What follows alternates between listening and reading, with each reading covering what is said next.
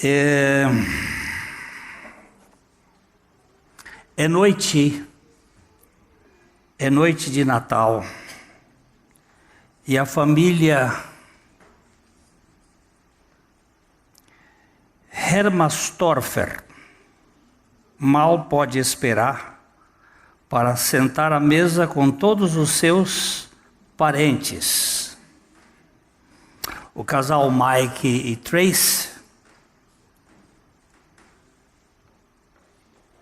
este ano especial para eles. Eles aguardam seu terceiro filho. Quando as crianças já estão reunidas em torno da árvore de Natal,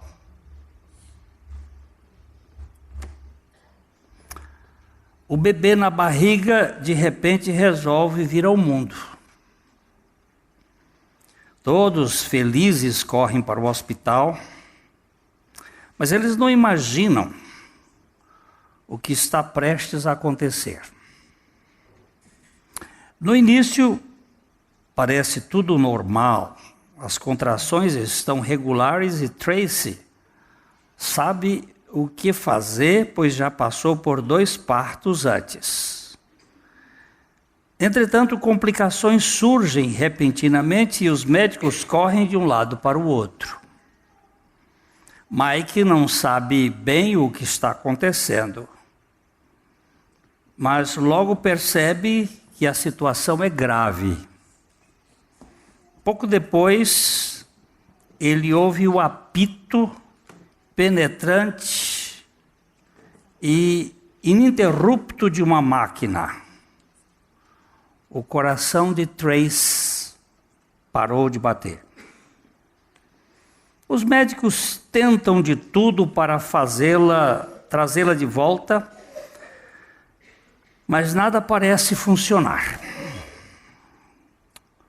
Os segundos se transformam em minutos e Mike não pode fazer nada a não ser esperar e orar. Ele chora ao ver sua esposa pálida e sem vida. Após 4 tentativas, os médicos a declaram morta. Rapidamente, a equipe se volta agora para o bebê ainda dentro do útero. Sem o suporte da mãe, o menino morrerá sem oxigênio em pouco tempo. O parto tem que ser feito imediatamente. O centro cirúrgico está cheio de máquinas que apitam por todo lado, mas Mike não consegue reagir. Fora de si, de tristeza, ele observa os médicos abrindo a barriga da sua esposa. Quando o bebê é retirado, ele permanece mudo e imóvel. Todos na sala prendem a respiração por alguns segundos, esperando que ele chore. Entretanto, nada acontece. Os médicos demoraram muito para chegar até o menino e ele parece que está morto também. Sem saber o que fazer, as enfermeiras colocam o pequeno cadáver nos braços do pai. Mike parece anestesiado e tem um olhar perdido e distante. Ele não pode acreditar que isso esteja acontecendo com ele, exatamente no Natal. Mas de repente, algo o acorda dos seus devaneios. Mike sente algo começar a se mexer no seu colo. Seu filho está se mexendo. Apesar de muito fraco, o bebê abre a boca e explode em um longo choro. Ele está vivo! Ele está vivo! De repente, outro acontecimento inusitado. Os médicos estavam se preparando para cobrir o corpo de Tracy e retirá-la do quarto, quando um barulho surge na máquina, ainda plugada em seu corpo. O coração desta mãe volta a bater. No início, os batimentos eram irregulares e fracos, mas foram se normalizando aos poucos. Ela então abre os olhos e observa todas as caras assustadas ao seu redor. Os médicos não fazem ideia de como a mãe e a criança voltaram a viver. Mas Mike não precisa de nenhuma explicação.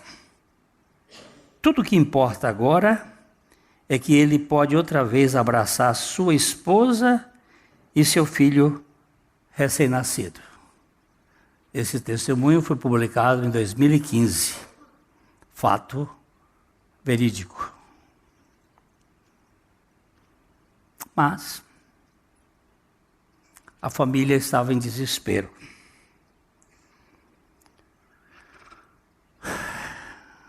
Eram 3 irmãos, 2 moças e um rapaz. O rapaz ficou doente. Vamos começar João capítulo 11.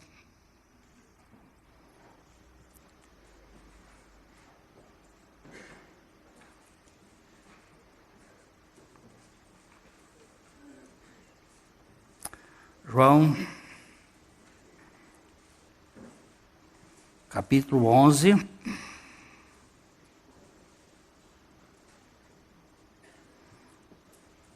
Verso 1, e nós vamos começar andando aqui. Nós estamos aqui passando pelo 7 eu sou de Jesus. Ele disse que ele era o pão da vida. Ele disse que ele era a luz do mundo. Ele disse que ele era a porta. Ele disse que é o bom pastor. E hoje nós vamos ver ele dizer que eu sou a ressurreição e a vida. Então, aqui nós começamos fazendo essa leitura um pouco longa, para a gente chegar no ponto. Vamos lá. Estava enfermo Lázaro, de Betânia, da aldeia de Maria e de sua irmã Marta. Esta Maria, cujo irmão Lázaro estava enfermo, era a mesma que ungiu com bálsamo o Senhor e lhe enxugou os pés com seus cabelos. Mandaram, pois, as irmãs de Lázaro dizer a Jesus: Senhor, está enfermo aquele a quem amas. Deixa só uma paradinha. Isso aqui era a última semana de Jesus aqui na terra. É o último milagre de Jesus no Evangelho de João antes da sua crucificação. É a última oportunidade de Jesus realizar a sua tarefa como o Cristo que veio para trazer redenção. Estes 7 milagres que estão relatados, eles têm uma finalidade: que nós creiamos que Jesus é o Cristo, e crendo, nós tenhamos vida em seu nome. Então, esse milagre vai acontecer um pouquinho antes de Jesus entrar em Jerusalém para ser crucificado, uns dias antes. Então, ele estava na outra região do Jordão, se resguardando e se preparando para o Kairos, o relógio de Deus. Porque Deus tem um time. No primeiro milagre ele disse: ainda não chegou a minha hora. E depois ele vai dizer assim: é chegada a minha hora. Então ele estava esperando chegar o momento de ele partir para Jerusalém. Então aqui nós temos essa família, e esse aqui amava Jesus, a Marta, a sua irmã e Lázaro. Engraçado porque Marta veio primeiro, possivelmente porque ela era a mais velha. E foi a que deu mais trabalho, Jesus. Amava Jesus, a Marta, a sua irmã e a Lázaro. A Maria é aquela que pôs o vaso de alabastro de 300 dinheiros, correspondente a um ano de serviço de um homem, 2 anos de serviço de uma mulher. Porque as mulheres, tanto lá quanto aqui, ganham sempre menos. Então elas ganharam, seria 2 anos de serviço que ela fez para um ato de adoração. Aparentemente inútil. Quebrar um perfume em cima dos pés de Jesus parece uma coisa... Até o Judas censurou e disse, podia esse dinheiro ser dado aos pobres. E Jesus disse, olha, os pobres vocês sempre vão ter, vocês terão sempre eles com vocês. Mas a mim não. Ela fez isto para o dia do meu embalsamamento, quando ele iria ser enterrado e nós com ele, né? Vamos lá. Quando, pois, soube que Lázaro estava doente, ainda se demorou 2 dias no lugar onde estava. Depois disse aos seus discípulos, vamos outra vez para a Judéia. Disseram-lhe os discípulos, mestre, ainda agora os judeus procuravam apedrejar-te e voltas para lá? Então, vamos voltar aqui um pouquinho só. Jesus estava agora demorando. O sujeito está doente em casa. Manda um recado. E ele demora. Tá, isso é certo? Isso está certo? Que amigo é este que ao invés de vir logo fica lá?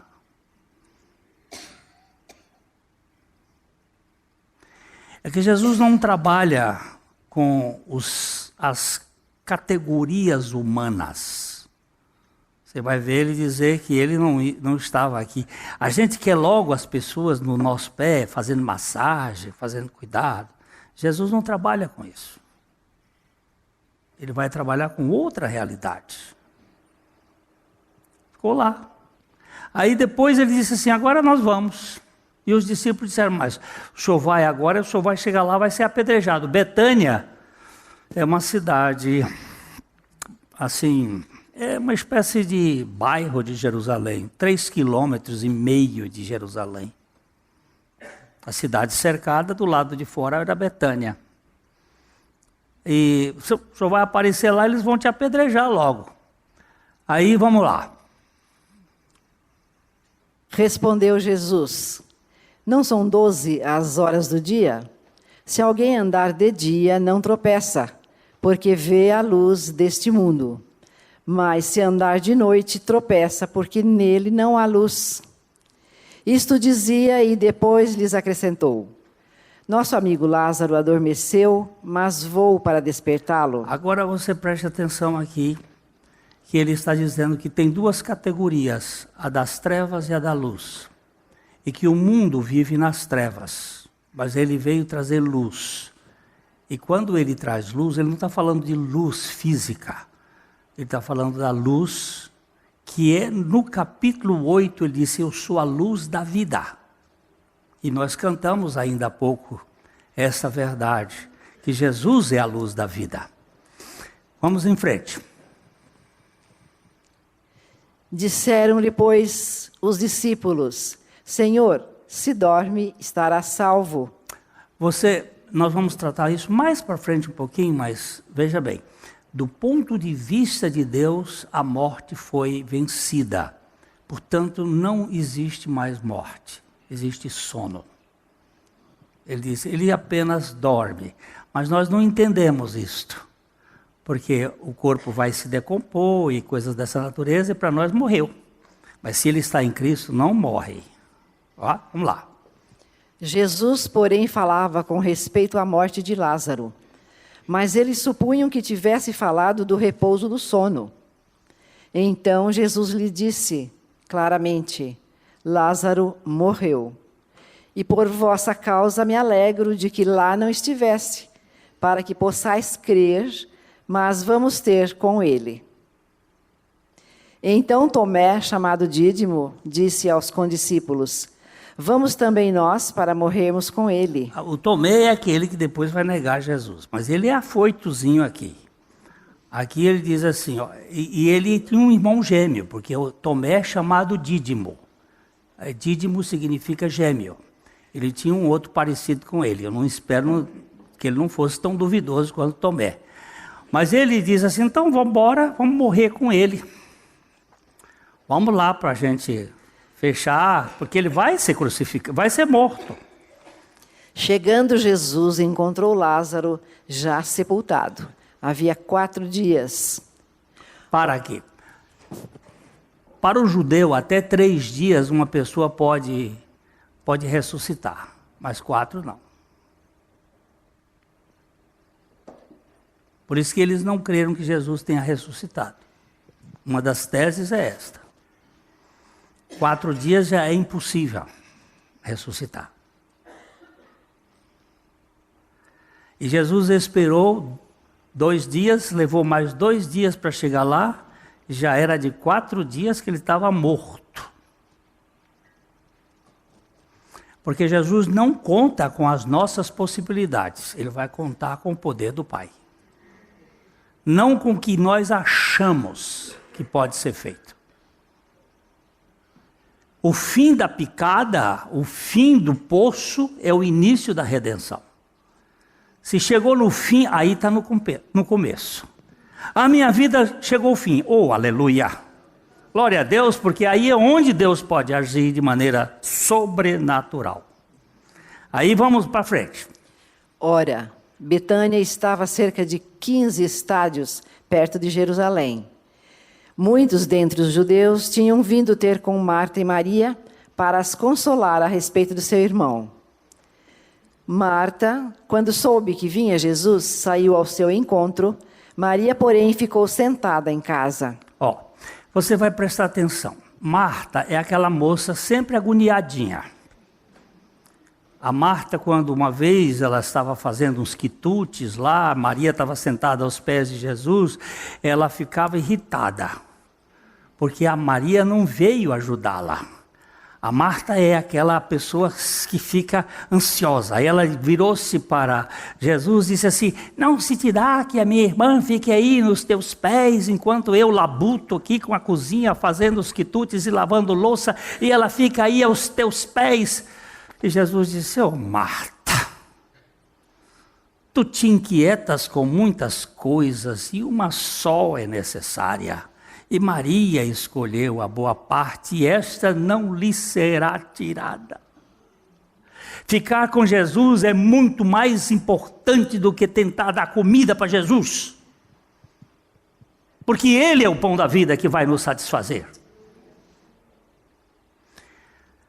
Mas a Marta, já quando ela percebeu, soube que Jesus vinha, ela sai.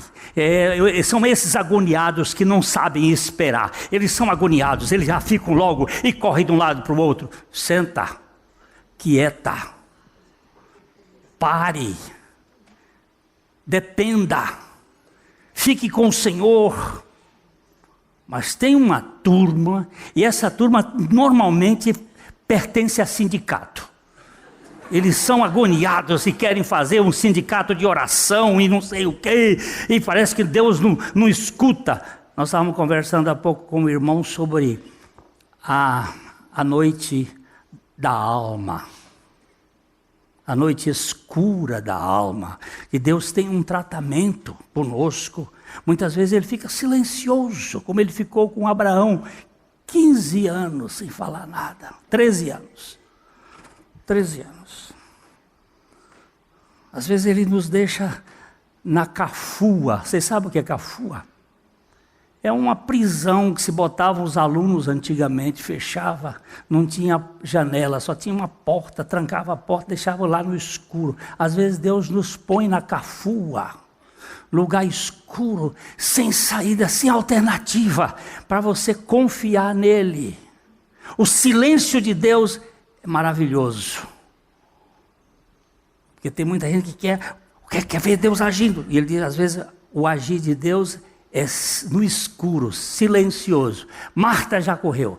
Senhor, se tu estiveras aqui, não teria morrido meu irmão. Esses sindicalistas são terríveis. Você não pode fazer. E de dedo ali, cobrando. Eu sou um servo fiel ao Senhor. Eu sou uma serva dedicada de oração. Eu sou a pessoa. E o Senhor não veio atender aqui o meu clamor. Eita, povinho encardido. Que vive de dedo em riste. Aí? Declarou-lhe Jesus: teu irmão há de ressurgir.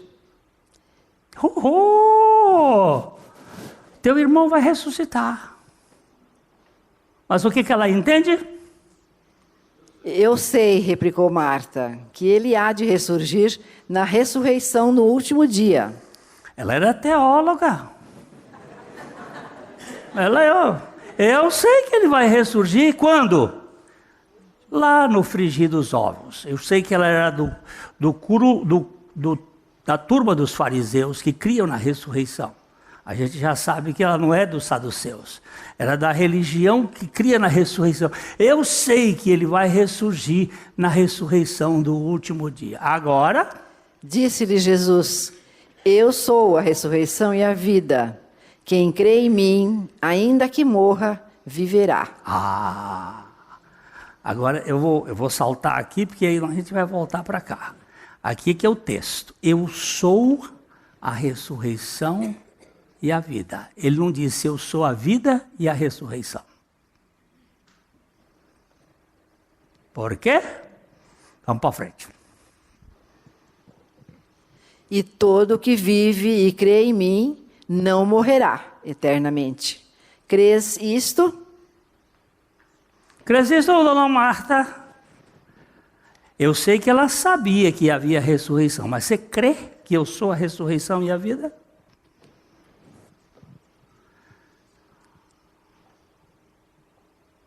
Ok? Vamos lá? Sim, Senhor, respondeu ela. Eu tenho crido que tu és o Cristo, o Filho de Deus, que devia vir ao mundo. Passou ou passou? Passou no teste?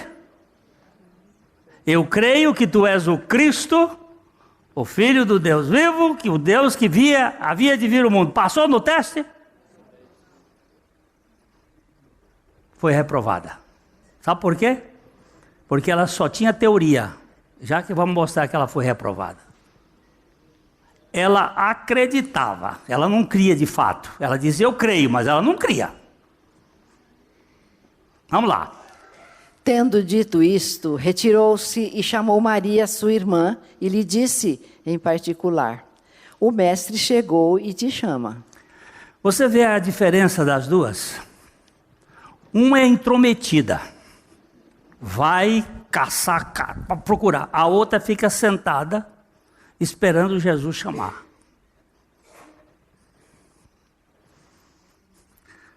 Fica lá quietinha no seu canto, e aí ela chega e diz assim, ó, Maria, o mestre está aí e ele te chama.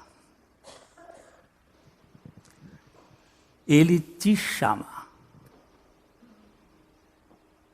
Aí é bom, quando ele chama, é bom. Essa turma encardida que quer entrar, normalmente muito bisbilhoteira mesmo. Ela, ouvindo isto, levantou-se depressa e foi ter com ele. Pois Jesus ainda não tinha entrado na aldeia, mas permanecia onde Marta se avistara com ele. Os judeus que estavam com Maria em casa e a consolavam, vendo-a levantar-se depressa e sair, seguiram-na, supondo que ela ia ao túmulo para chorar. Quando Maria chegou ao lugar onde estava Jesus, ao vê-lo, lançou-se-lhe aos pés, dizendo, Senhor, se estiveras aqui, meu irmão não teria morrido. Se você prestar atenção, a frase é igual. A de Maria e a de Marta, elas são iguais. Senhor, se estiveras aqui, meu irmão não teria morrido. Parece que era uma ladainha que as duas já vinham rezando há muito tempo. Só que uma fala de pé e a outra se lança aos pés. Uma está de dedo em riste, a outra está prostrada em oração, lançando-se aos pés. Por quê? O hábito de Maria era ficar aos pés de Jesus. Ela ficava para aprender, ela ficava para adorar e ela ficava para orar. É diferente.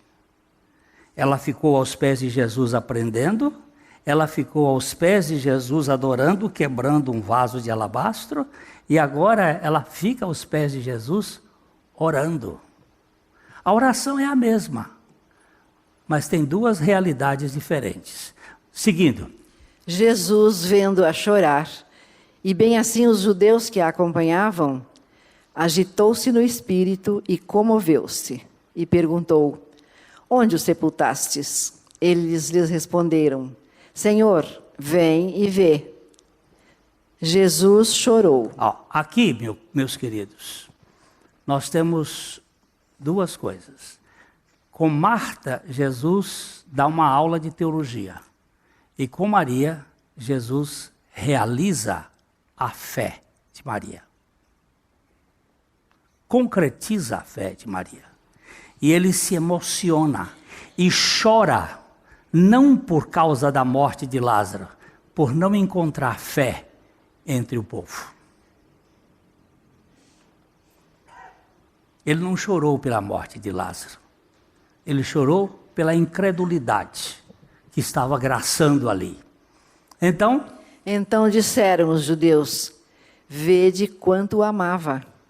Mas alguns objetaram: não podia ele, que abriu os olhos ao cego, fazer que este não morresse? Nós queremos sempre achar que a morte é o fim. Mas Jesus já estava mostrando que a morte era o início da sua obra. Por isso que ele disse: eu sou a ressurreição e a vida. Seguindo. Jesus, agitando-se novamente em si mesmo, encaminhou-se para o túmulo. Era este uma gruta e cuja entrada tinham posto uma pedra. Eu, quando fui visitar aquele local, possível local onde Lázaro foi enterrado, eu entrei lá. É uma gruta, tem um buraco, você desce e lá é o lugar onde estaria o corpo de Lázaro e na porta uma pedra. Uma pedra parecida com aquela que foi colocada no túmulo de Jesus. Só que esta daqui, ele manda retirar. A outra foi retirada pelo poder do Pai. Aqui ele faz o seguinte: havia uma pedra. Então ordenou Jesus: tirai a pedra. Disse-lhe Marta, irmã do morto: Senhor, já cheira mal, porque já é de 4 dias. Foi o que ela disse anteriormente? Tu crês que eu sou a ressurreição e a vida? Foi o que ela disse? Creio. E por que ela agora não quer que mexa no assunto? Hein? Ela acreditou. É que antes ela dizia ter fé e agora ela tem fé demais. Porque já cheira mal. Não te disse, bem, baixa um pouquinho. Já cheira mal, porque já é de 4 dias. Não tem mais jeito. Não tem mais solução. É o que muita gente chega diante dos seus problemas, não tem mais solução para mim. Então, respondeu-lhe Jesus: não te disse eu que se creres, verás a glória de Deus? Versículo maravilhoso. Baixa um tiquinho ele. Marta, aí Jesus diz: não te disse eu que se creres, verás a glória de Deus? Não é se vires, crerás. É se creres, verás. Aqui é que está o problema. Muita gente Tomé mesmo disse: se eu não vir os sinais dos cravos, de modo nenhum crerei. E você aí está colocando os fatos antes da fé.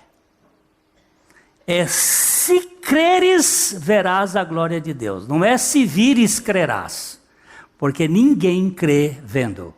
A gente crê pela palavra do Senhor. Se creres, verás a glória de Deus. Então, tiraram então a pedra. E Jesus, levantando os olhos para o céu, disse: Pai, graças te dou, porque me ouviste. Aliás, eu sabia que sempre me ouves, mas assim falei por causa da multidão presente, para que creiam que tu me enviaste. E tendo dito isto, clamou em alta voz: Lázaro, vem para fora. Oh, Ruth, sabe, o seu grito foi tão baixinho. Você sabe, aperta aqui. Tendo dito isto, clamou em alta voz. Que krauso, Lázaro! Porque se Jesus não tivesse, se ele tivesse dito, saia para fora, todos os defuntos sairiam. Mas ele chamou o nome daquele a quem ele iria ressuscitar. Lázaro, sai! Presta atenção. Gritar, clamar, gritar com alguém. Não foi, Lázaro, sai para. Foi com autoridade, com força, para destruir o poder da morte. Por quê? Porque ele é a ressurreição e a vida. E ele gritou. Então vamos lá. Esse vem para fora, lógico, tem um que diz sai para fora, é um pleonasmo, é uma coisa muito enfática. E Lázaro, bora. Saiu aquele que estivera morto, tendo os pés e as mãos ligados com ataduras, e o rosto envolto num lenço. Ele veio como um charuto. Ele não veio andando. Quando o Senhor gritou, ele autorizou que ele viesse, ele saiu amarrado.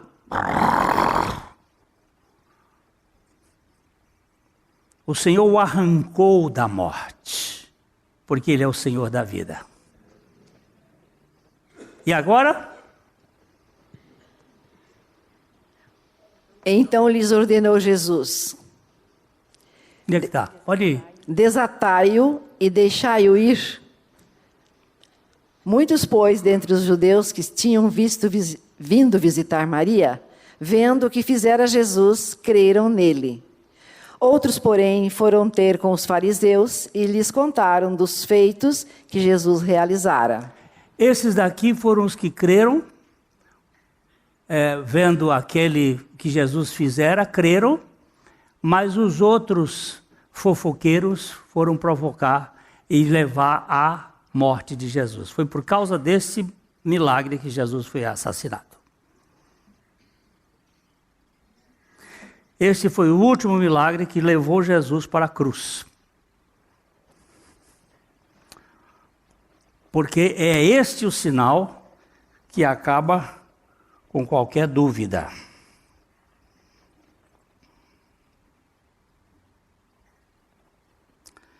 Nós temos caminhado aqui durante esse tempo sobre esses vários sinais de Jesus.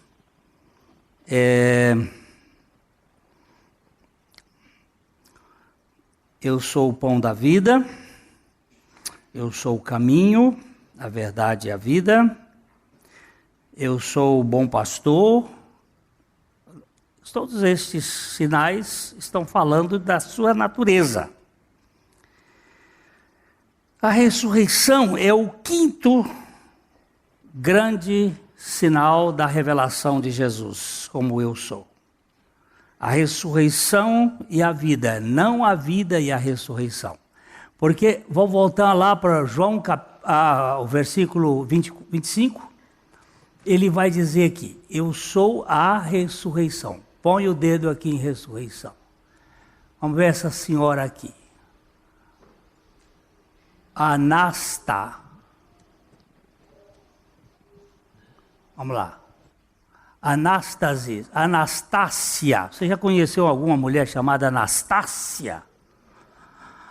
Pois é. Ressurreição. Mas ele pôs a ressurreição antes da vida. Porque a vida que ele está falando ali não é a vida bios, nem a vida psique, mas a vida zoe. Nós vimos aqui que existem 3 tipos de vida. A vida que mexe meu corpo físico, a vida que dá na minha alma e a vida no meu espírito. A 3, lá no centro cirúrgico, perdeu a sua vida, pelo menos aparentemente perdeu a sua vida bios, parou o coração. O menino, que hoje deve estar com 3, 4 anos, 2015, 3 anos, também parecia aparentemente morto. Lázaro tinha perdido a vida bios há 4 dias. Mas o que Jesus estava mostrando aqui não é esta vida bios, mas sim a vida zoe. Eu sou aquele que traz vida aos que estão mortos nos delitos e pecados. E uma vez ganhando esta vida, ele nunca vai morrer. Não existe mais morte para o cristão. 1 Tessalonicenses 4, de 13 a 18, nós vamos dar uma olhada. 1 Tessalonicenses 4, Paulo está falando aqui sobre a vinda de Cristo. Baixa um pouquinho aqui, sobra. A situação dos mortos em Cristo e a vinda de Cristo. Não quero. Não queremos, porém, irmãos, que sejais ignorantes com respeito aos que dormem, para não vos entristecerdes como os demais, que não têm esperança. O que ele está dizendo aqui? Ele está escrevendo uma carta à igreja de Tessalônica e dizendo o seguinte: eu não quero que vocês que são crentes em Jesus Cristo fiquem aí em desespero, palavra sem esperança, por causa dos que dormem. Não fiquem aí pensando que acabou, porque não acabou. E ele não diz com respeito aos mortos em si, mas aos que dormem. Não queremos, irmãos, que sejais ignorantes com respeito aos que dormem, para não vos entristecerdes como os demais que não têm esperança.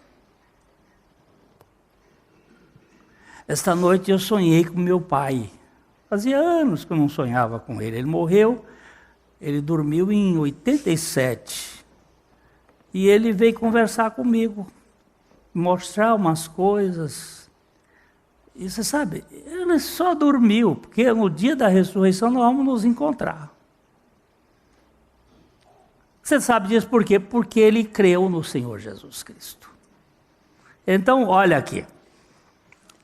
Ora, ainda vos declaramos, por palavra do Senhor, isto: nós, os vivos, os que ficarmos até a vinda do Senhor, de modo algum precederemos os que dormem. Ele está dizendo aqui que na vida do Senhor, eu creio que a vinda do Senhor está próxima. Mas lá naquele tempo eles já criam que estava próxima. E todo cristão deve viver na expectativa de que a vida do Senhor será hoje ainda. Essa é a esperança. Se ele vier, eu faço planos para amanhã, mas eu espero que ele volte ainda hoje. Eu gosto muito de Campbell Morgan. Ele dizia assim: eu não sei se eu vou terminar o trabalho do dia, porque o Senhor já pode vir e eu vou estar com Ele. Então, essa é uma perspectiva. Ele diz, ora, vos declaramos por palavra do Senhor isto, nós que permanecermos vivos, ficarmos até a vinda do Senhor, de modo nenhum precederemos os que dormem. Esses que dormem vão ressuscitar primeiro. Vamos lá. Porquanto o Senhor mesmo, dada a sua palavra de ordem, ouvida a voz do arcanjo e ressoada a trombeta de Deus, descerá dos céus, e os mortos em Cristo ressuscitarão primeiro. Opa, volta, anda devagarzinho. O Senhor mesmo, dada a sua palavra de ordem, vai ter uma palavra de ordem nas regiões celestiais, e ouvida a voz do arcanjo, o arcanjo vai dar uma outra voz. Esse arcanjo aqui pode ser o arcanjo Miguel, Gabriel, não sei qual desses arcanjos, e ressoada a trombeta de Deus. 3 coisas vão acontecer. Descerá dos céus o Senhor, e os mortos em Cristo ressuscitarão primeiro. Primeiro os mortos vão ressuscitar. E depois? Depois nós, os vivos, os que ficarmos, seremos arrebatados juntamente com eles, entre nuvens, para o encontro do Senhor nos ares. E assim estaremos para sempre com o Senhor. Aleluia! Olha aí, eu sou a ressurreição e a vida. Estaremos para sempre com o Senhor. Mas eu não acredito nisso, não é problema meu. Eu não creio nisso, também não é problema meu.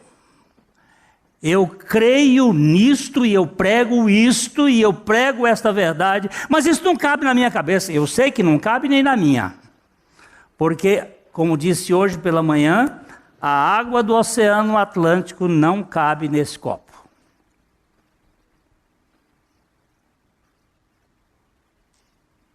Nem que eu queira.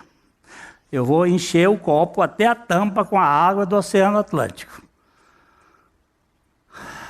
Mas ele não vai ficar todo.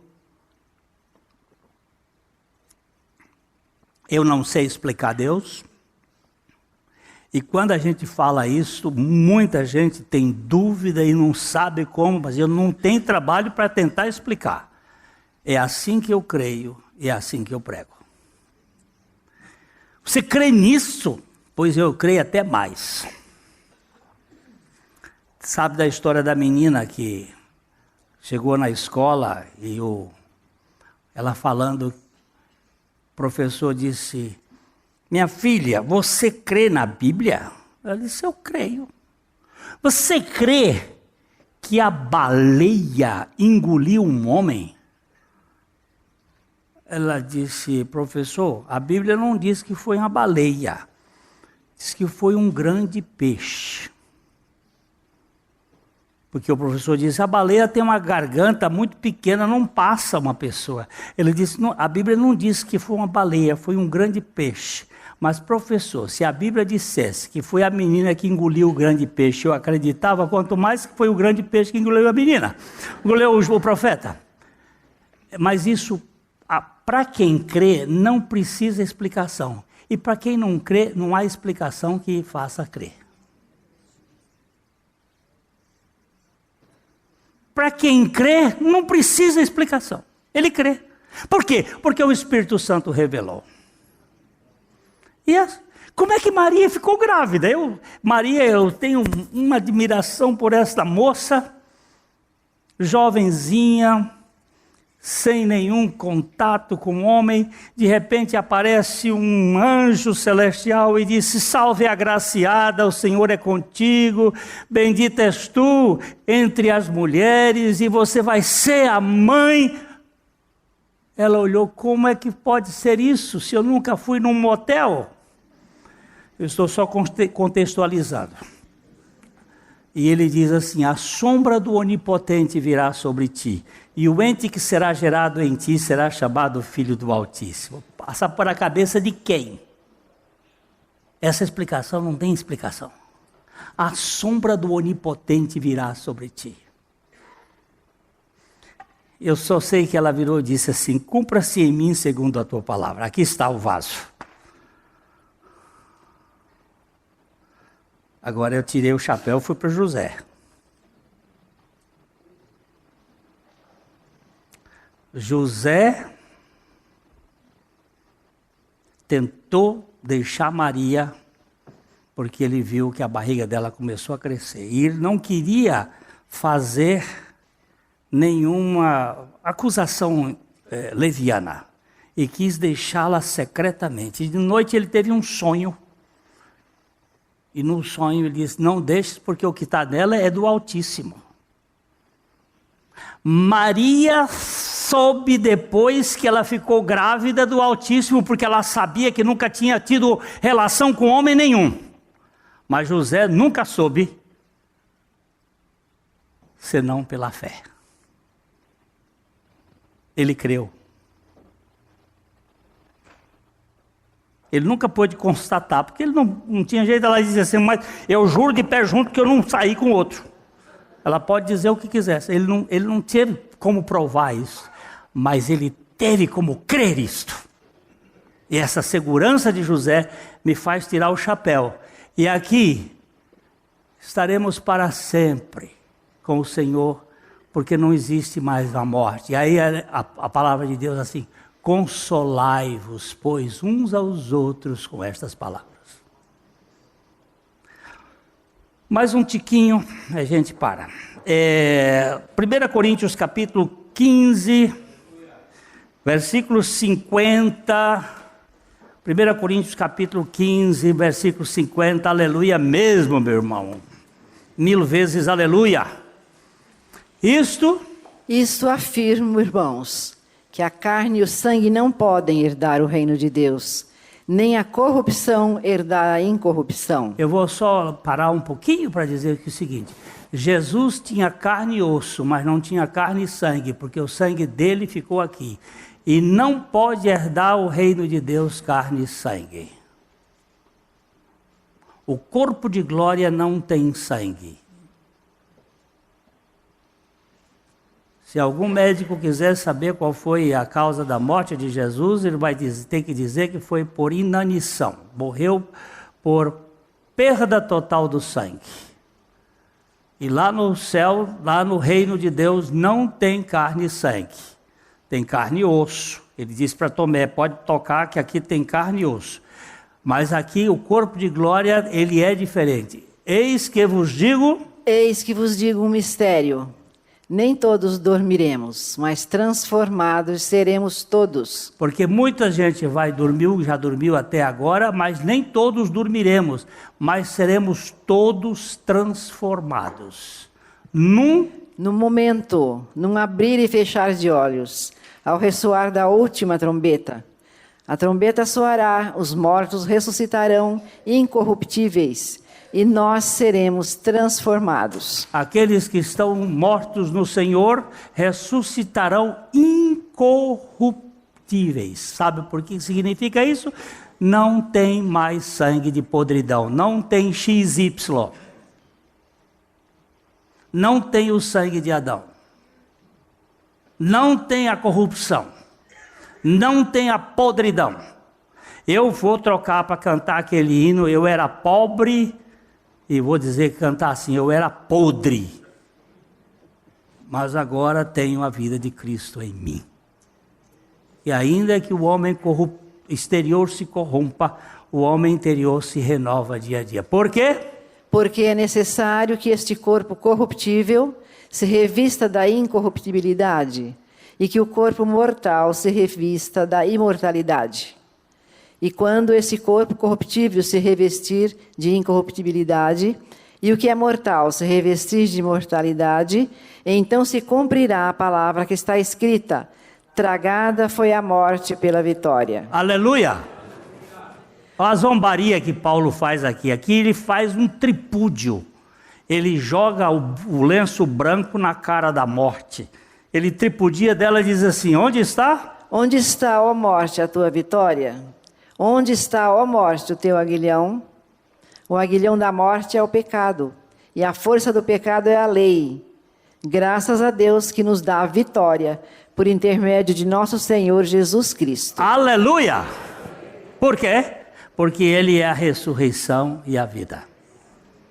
Senhor, abre os nossos olhos por tua graça, para nós vermos o Senhor como a nossa ressurreição, sabendo que lá na cruz o nosso velho homem foi crucificado.